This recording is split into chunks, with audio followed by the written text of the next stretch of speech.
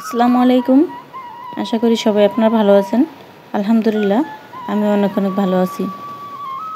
তো আজকের আবহাওয়াটা মোটামুটি একটু ভালো আলহামদুলিল্লাহ। তো আবার বিকালে কী অবস্থা হয় তা তো বোঝা যায় না।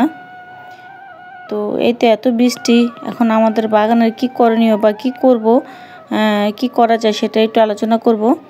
তো যারা ভিডিওটা দেখবেন আশা করি সম্পূর্ণ ভিডিওটা দেখবেন। আর দেখতে দেখতে যদি আপুর ভিডিওটা ভালো লাগে তাহলে সবাই লাইক কমেন্ট শেয়ার করে পাশে থাকবেন। যারা নতুন বন্ধু আছেন তারা সাবস্ক্রাইব করে দিবেন, আর যারা করছেন তাদেরকে অসংখ্য ধন্যবাদ। তো আলহামদুলিল্লাহ সিম গাছে কিন্তু খুব সুন্দর ফুলও আসছে। দেখা যায় যে এত বৃষ্টি হয়, তো বৃষ্টিতে যে ফুলগুলি একটু পরাগায়ন হয় প্রাকৃতিকভাবে, মৌমাছি ভ্রমর বসে, তো দেখা যায় বৃষ্টির কারণে সেগুলি আবার সরে যায়। তো যার কারণে দেখা যায় যে সিমগুলো তেমন পরিপক্ক হয় না, হওয়ার আগে ফুলগুলো ঝরে পড়ে যায়। আর মাঝখানে কিছু সিম হারভেস্ট করছি, তা তো দেখলিনি, কিন্তু বৃষ্টির কারণেই আবার কিন্তু সিম কিন্তু হচ্ছে না। তো যাই হোক, আর এরকম টবের মধ্যে কিন্তু প্রচণ্ড ঘাস, কারণ বৃষ্টি পেলে কিন্তু এরা কিন্তু খুব বেড়ে যায়। তো ছোট থাকতে এগুলো যদি একটু পরিষ্কার করে দেই তাহলে কিন্তু দেখা যাবে যে আর বড় হলে তেমন একটা অসুবিধা হবে না। আর আজকে মনটা একটু খারাপ, কারণ কিছু চারা অনেকটাই নষ্ট হয়ে গেছে। তো এখানে তো সিমের চারাগুলি আলহামদুলিল্লাহ মোটামুটি ভালো আছে, আর এখানে কিছু স্কোয়াশের চারা তিনটাই আছে। তো তেমন একটা অবস্থা ভালো না আর কি, মাটির তুলনায় যেরকম মাটিতে সার আছে সেই হিসেবে ভালো না। তো তার কারণে একটাই, অতিরিক্ত বৃষ্টি। কারণ অতিরিক্ত বৃষ্টির কারণে পানিগুলো কিন্তু যতই বের হয়ে যাক, মাটি এই ছোটো ছোটো চারাগুলি কিন্তু অত পানি শোষণ করতে পারে না, তো যার কারণে নষ্ট হয়ে যায়। আর মন খারাপের আরেকটা বড় কারণ হলো এই যে আমার এই যে লাউয়ের চারাগুলি, মাত্র একটা চারা কোনো রকমে আছে, আর সবগুলি লাউর চারা কিন্তু এখানে শেষ। আর এই টবে 3টা চারা আছে, তাও থাকবে কি না সন্দেহ আছে, কারণ অতি বৃষ্টির কারণে টবের মাটি অনেকটাই ভিজা থাকে। তো যার কারণে এই ছোটো ছোটো চারাগুলি কিন্তু খুব ক্ষতিগ্রস্ত হয়। আর বড় গাছ তেমন একটা সমস্যা হয় না, যেমন এই যে মিষ্টি কুমড়া গাছ, এটা তো মোটামুটি অনেকটাই বড় হয়ে গেছে। তো এটা আরও উল্টা পানি দিতে হয়, যদি যেমন আজকে রোদ আছে আজকে একটু পানি দিতে হবে। আর এই যে আলহামদুলিল্লাহ বরবটি গাছে কিন্তু ফুল আসা শুরু হয়ে গেছে। তো এখন দেখা যায় যে বৃষ্টির কারণে আমাদের যে চারাগুলি নষ্ট হয়ে যেতেছে, আমি আরেকটা ভিডিওতে বলছি যে আমাদের এখন যারা আমরা এরকম খোলা জায়গায় চারা করছি, তো এরকম এখন নষ্ট হয়ে যেতেছে। তো এখন আর কিছু করার নাই, যদি সম্ভব হয় ঢাকা দিয়ে রাখতে পারি, আর না হলে তো এরকম নষ্টই হয়ে যাবে, কিছু করার নেই। আর এখান থেকেও কিন্তু কিছু কিছু চিচিঙ্গা কিন্তু আমি কিন্তু কিছু না আলহামদুলিল্লাহ অনেকগুলো চিচিঙ্গা কিন্তু হারভেস্ট করছি। তো আজকেও ছোটো করে একটা হারভেস্ট আছে, সেটাও ইনশাল্লাহ দেখাবো। আর এই যে সিমের চারাগুলি মাশাআল্লাহ তেমন কিন্তু নষ্ট হয়নি, যতগুলি সিমের চারা আছে সবগুলি কিন্তু আলহামদুলিল্লাহ আছে। তো যাই হোক, যেটা বলতেছিলাম যে আমাদের কিন্তু এখন কিন্তু চারা কিন্তু আবার নতুন করে লাগাতে হবে। তো নতুন করে লাগাবো বলতে সেটা হতে পারে যে যেখানে বৃষ্টির পানিটা পড়বে না আলাদা করে চারা করতে হবে।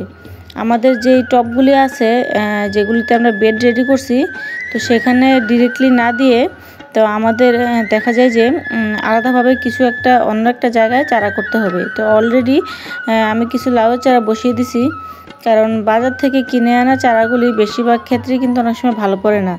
আর বীজ থেকে যদি নিচে চারা করা যায় তাহলে কিন্তু আলহামদুলিল্লাহ সেখান থেকে কিন্তু খুব ভালো একটা ফলন পাওয়া যায়।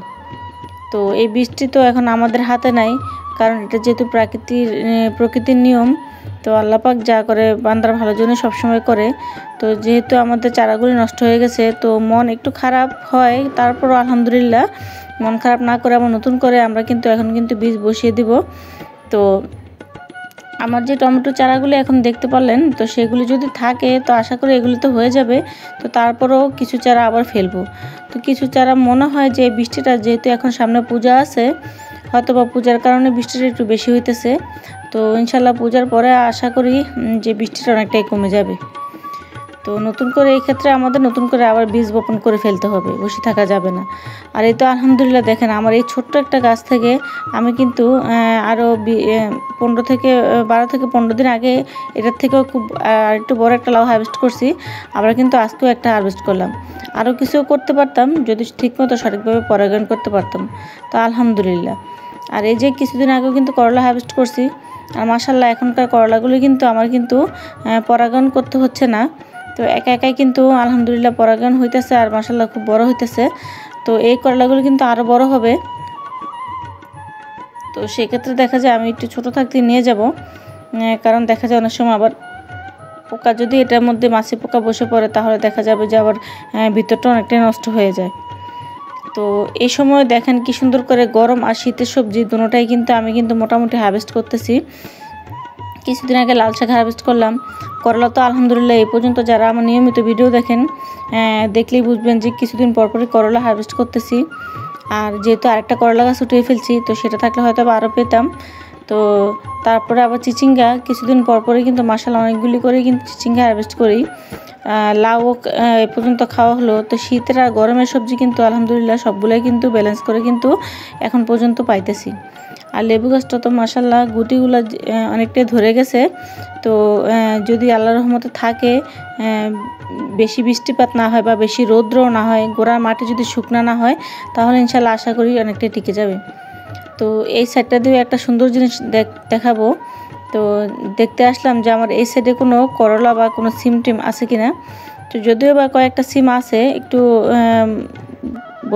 মানে বীজ হয়ে গেছে, তো সেটা নিব না। তো এখানে একটা ছোট্ট করলা আছে। আর বাইরের সাইডেও কিন্তু আমি খুব সুন্দর একটা জিনিস দেখছি, একটি করলা।